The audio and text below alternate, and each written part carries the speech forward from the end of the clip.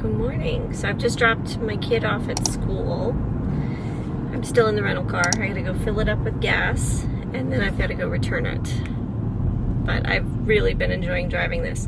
I don't think this was the best rental car, just because I don't think that they monitored like the oil levels, and there's a couple just little imperfections that happen with use that I just don't think that they have monitored very well.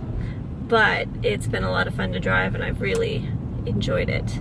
I grew up driving an SUV, so driving an SUV is something that I thoroughly enjoy.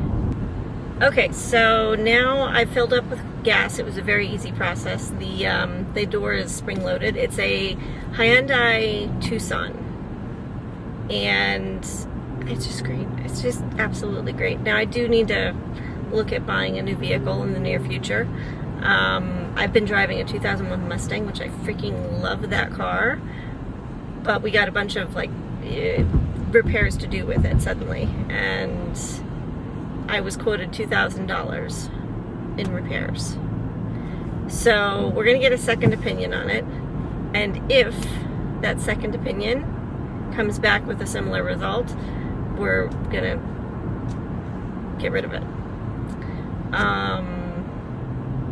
So if I do have to look for a new vehicle, I think I'm gonna go for an SUV because, oh man, I'm enjoying driving an SUV. I forget how easy and useful and just nice they are. Well, I'm gonna talk a little bit about like life. I don't know if you're like one of my new followers. I've gotten a lot of those recently. I've also been focusing on short form, so maybe that has helped that process. I don't know. But I've been trying to focus on long form and short form because I love both. I really thought I hated short form, and that's not the case. I just didn't know how to really do it. And now that I've done it, I've absolutely fallen in love. I'm just trying to find that balance between the two. But I kind of wanted to talk about life a little bit. So I am a single mother raising a child. He's now 14. He's bigger than I am, and he's doing amazing. His father walked out the door when he was diagnosed with autism, and I did the speech, behavioral, and occupational therapies with him. At one point in time in life, I was working just to save money for the gap in insurance that would happen every year so that he wouldn't have a delay or a gap in services. So anyway, moving on, I was working at a scuba diving shop at the time, and that's really what I worked for, is to save money for that. I was very fortunate that my aunt had moved here from California, and Alex and I moved in with her, and you know, this all kind of fell out at the time that his father decided to leave, and he literally just walked out the door one day. That was it. He walked out the door. And he really hasn't had anything to do with him since then. Hasn't supported him anyway, hasn't paid any type of support, nothing. So here I've been raising this kid, and I'm incredibly lucky. It's not been an easy road, but I'm incredibly lucky. He has been fully integrated into a normal classroom environment since he was in kindergarten. It happened in preschool originally, but fully integrated. He is currently going to a charter school. They have different focuses on, the charter schools are run a little differently. So the goal was to get him into charter middle school, which successfully he got in. It was a lottery system.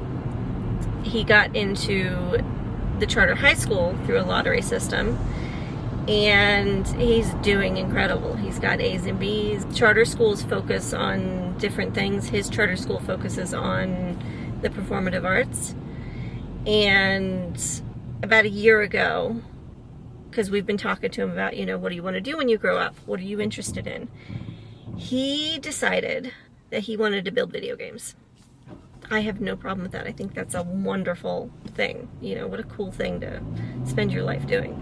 But I figured he should have some understanding of what he's getting into. So that's what we did. We did research, and I did research, and then decided on the software we would learn to use. So he and I both jumped into it. I absolutely fell in love with it. He struggles a little more when there's challenges with it, but I love it. And now I'm considering going back to school for game development.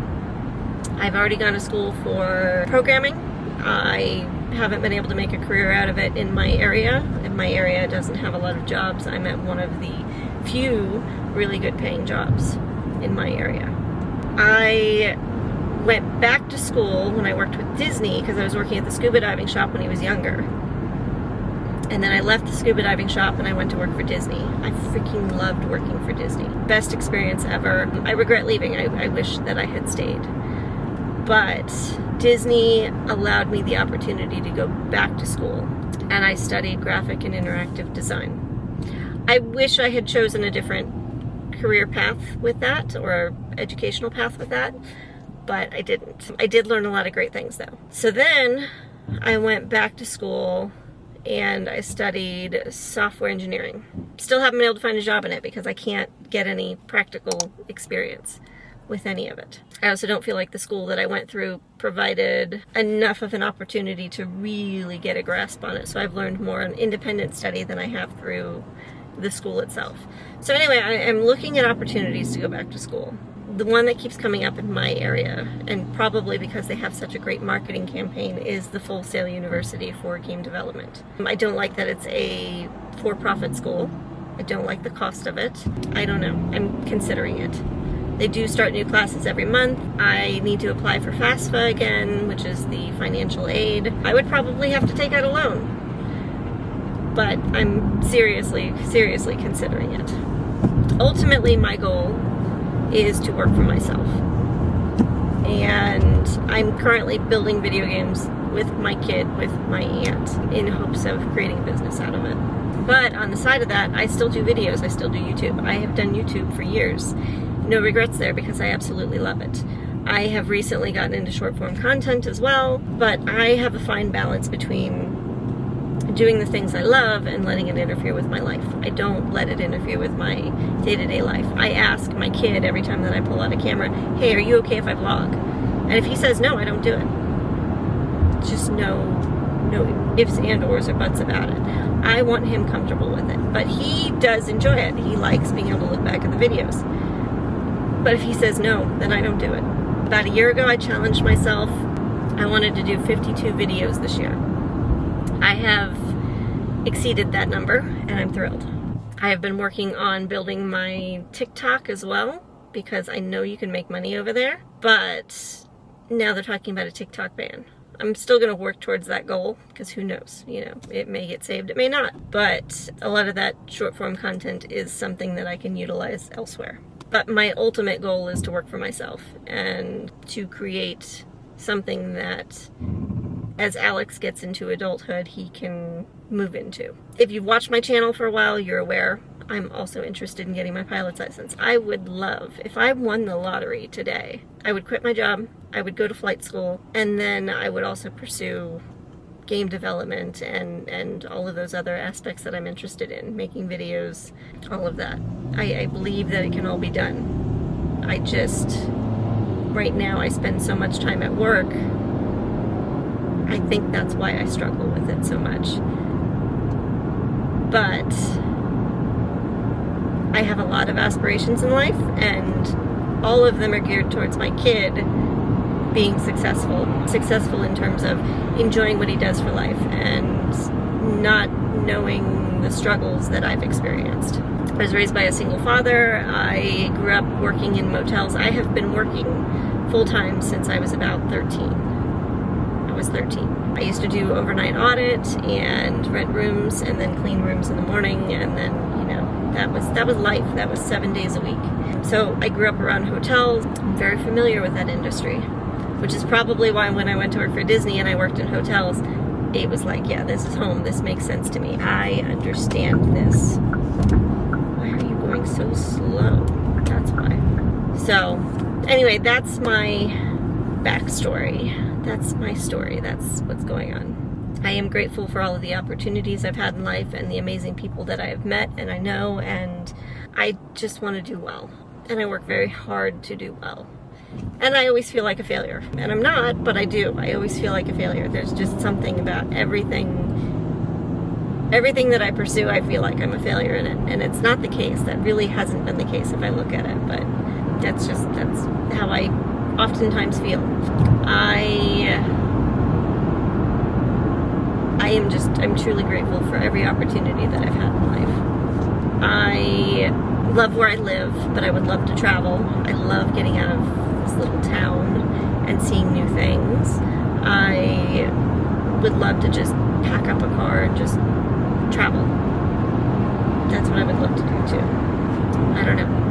Anyway, that's my story. I'm grateful. I'm happy. If you've been here, I appreciate it. This is going to be a little bit of a different video from what I normally do, but